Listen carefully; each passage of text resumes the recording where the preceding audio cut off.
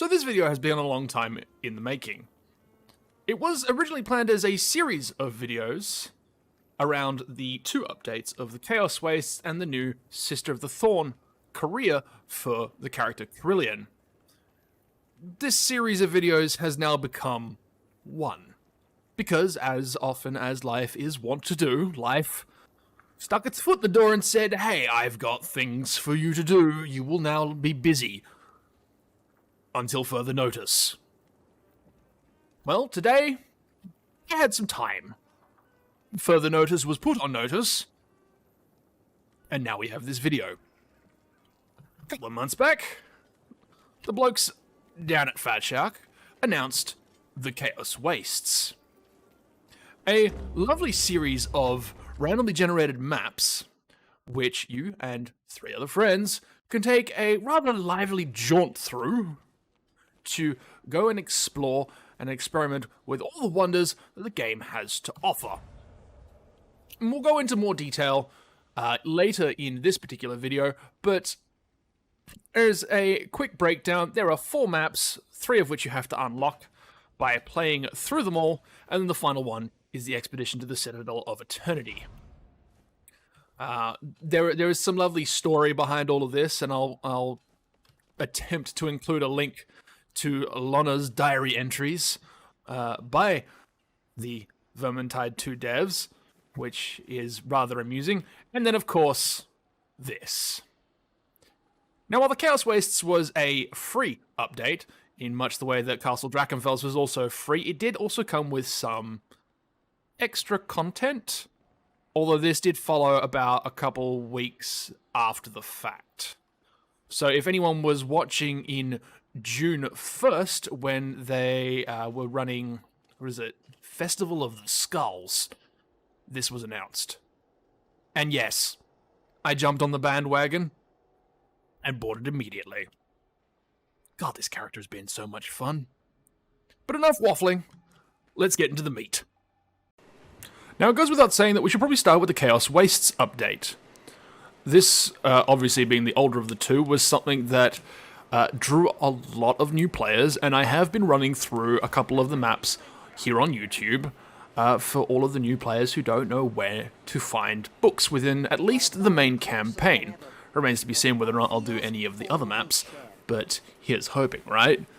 Now, as I said, there are 4 maps for you to run through, starting with Fortitude, working your way through the other 2 of Courage, and I've forgotten the 3rd one already, and then finally ending up with your Expedition to the Citadel of Eternity, where there is an altar waiting for you, where you get to ask for a boon.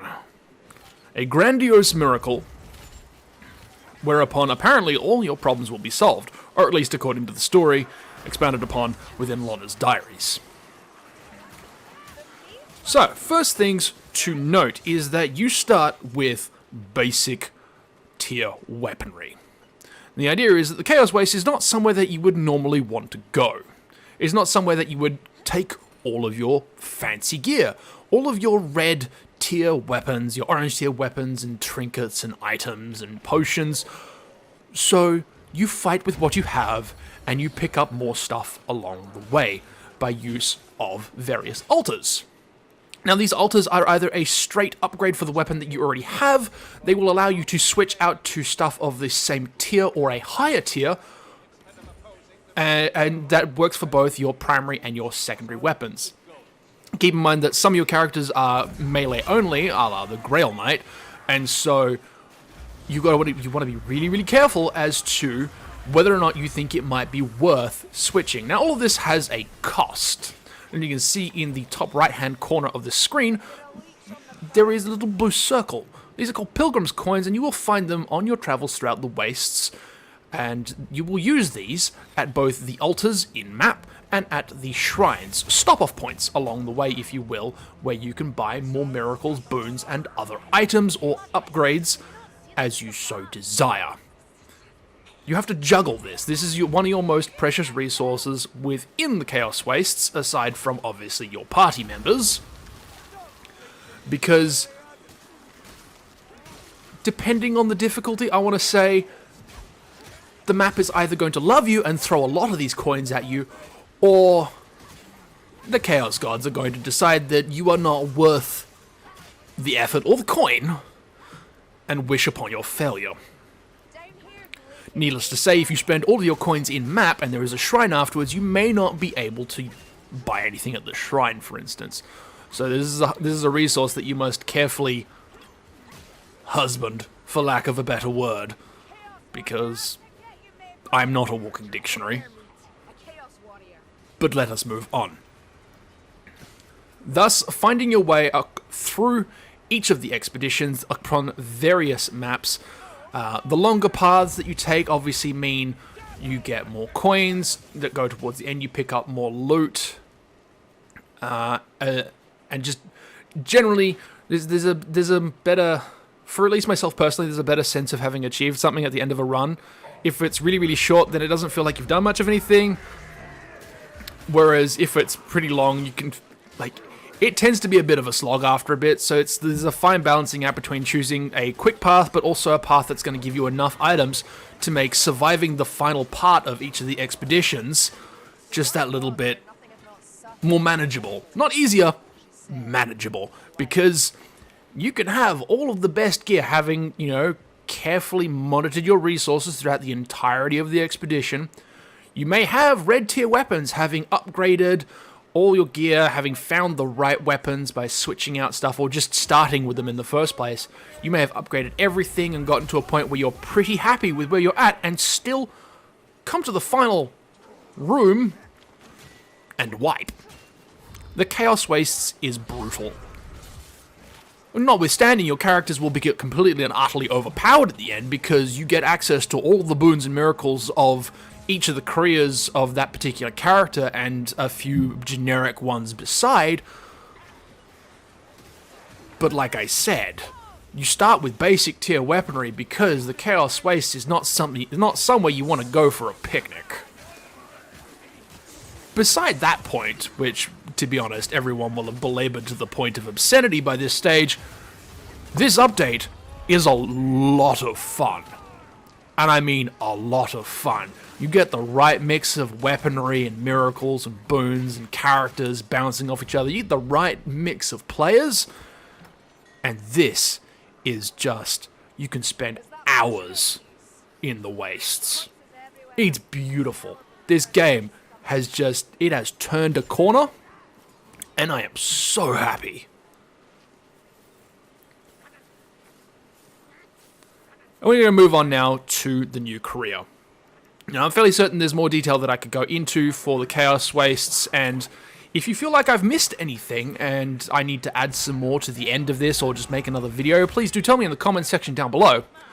But we're going to move on to Sister of the Thorn. This is not a free career update. This is one of the premium careers, along with the Outcast Engineer for Bardin and the Grail Knight for Kruber. There are two yet to remain, both Saltspire and Sienna. Both do not have their premium tier careers as yet, but looking forward to what they do with them. But let's focus back on the elf. Story-wise, has it is that the elf went off into the woods and got a little weird. Again, Lana's Diaries goes into a little bit more detail about this, and if I do remember to put it down there, do go read them. They are very amusing and quite well worth the read. She came back with a new outlook on life and a new set of careers and weapons. Now, both of the new weapons are melee-based. One is a magic-type weapon with a cooldown much in the same way to Sienna's Overcharge. Yes, you have an elf with Overcharge now, and it's interesting. For me, the Deepwood Staff, which is what we're talking about, is very overpowered. It is a disable/crowd control weapon, which also inflicts a little bit of poison. Now, by disable, I don't know if you've been watching the video or just listening to my voice. The Deepwood Staff has a hold right click and then press left to raise up enemies in a bit of a vortex in a similar manner to, say, the Life Leech. That it disables enemies. So if you come across something like a horde of, a patrol, a Chaos Patrol, or a Rat Patrol with some of the harder enemies of those particular factions in them, you can you can disable and control the amount of damage coming towards your party by lifting them up. And this lift happens for a few seconds, so if you don't get to them immediately, you can do it again, so long as you're monitoring your cooldown, because if you overcharge, it will disable your ability to use your secondary for a number of seconds. You're not going to blow up like Unchained Sienna or, lose a ridiculous amount of health, but you do lose HP and you do lose the use of the weapon for a small period of time. So you need to be careful. The other weapon is called the Briar Javelin.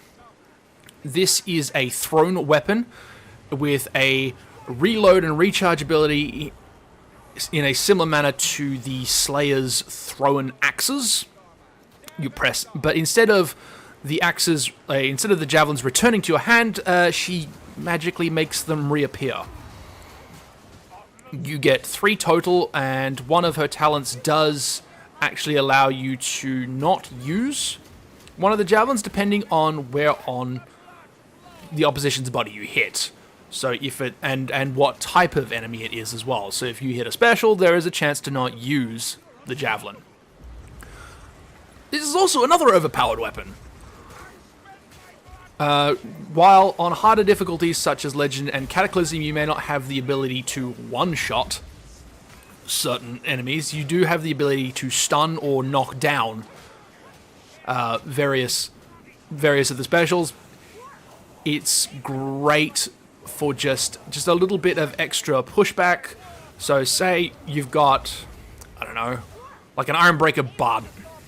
He's sitting there tanking hits, and you want to kind of just help him out a little bit. You can actually knock enemies off him with the spear, and if you aim it properly, you can even outright kill them. It has great single target damage potential, and personally, I like it a little bit better than the Deepwood Staff. Both are situational, so there are times where you have the Briar Javelins where really you needed the Deepwood Staff, and vice versa, but personal favorite, Briarwood Javelin, although I do see a lot of people walking around with the Moonfire Bow, of all things, which was another weapon for Kerillian that was released quite recently as well, I believe. I think that might have been a Chaos Wastes weapon along with a few other cosmetic packs. Now, we need to talk about Kerillian's talents, because these two have been given a bit of a workover. Especially for the Sister of the Thorn, which now has 3 things. One which you can see quite frequently is the Wall of Briar Thorns. There are 3 level 30 talents, all 3 of which do something completely different. One is primarily a crowd control Thorn Wall, which just basically blocks off an avenue of enemy attack. One is what is commonly now known as a nuke. It is the middle talent, where it's only up for a short time, but does a lot of damage and applies bleed as well, so damage over time. And the last one doesn't get used all that often, and I can't remember what it is, but eventually we're going to have to go into greater detail on this. So there will probably be another video even after all of the talking that I'm doing right now. Her ability is just great for patrols. Again, it's a nuke. The one that you'll see everyone using is the second one. That's the middle talent, and it is phenomenally overpowered. Now, over the course of the last month or so, yes, there have been updates. Yes, she's been nerfed a little bit. She was sent out. She was marketed as a crowd control career, but everyone has been using her as a high damage nuke for specials. It's honestly, even with the nerfs, I still think that she is one of the more overpowered characters, and combine Sister of the Thorn with, say, the Grail Knight is just your ability to control bosses and deal with them in a rather speedy fashion is phenomenal. There have been some great moments running through just standard campaign maps, or even during the Chaos Wastes, where your characters are even, more overpowered, like turn it up to 11, where a boss has spawned like a rat ogre or a bile troll or anything like that, where it has just disappeared. It has just gone so fast. I will say that the one boss that I still have difficulty dealing with is the Minotaur, and I do believe that is one of the reasons why the Minotaur is so obnoxious, is because all your characters are now, well, overpowered AF, for lack of a better term. Where was I? Oh yes. The other abilities that Kerillian has is if the other characters in your party are all at full health and they start generating temp HP, well, the temp HP doesn't go to waste anymore. If your Kerillian, Sister of the Thorn Career, is at low health and everyone else is at full health, well then, Kerillian now gets your temp HP, which is rather amusing, and that temp HP is then not quickly turned into perma HP, but definitely faster than most characters are able to regen, even with a Boon of Shallya or anything like that. And then the final one that I want to talk about is her Radiance.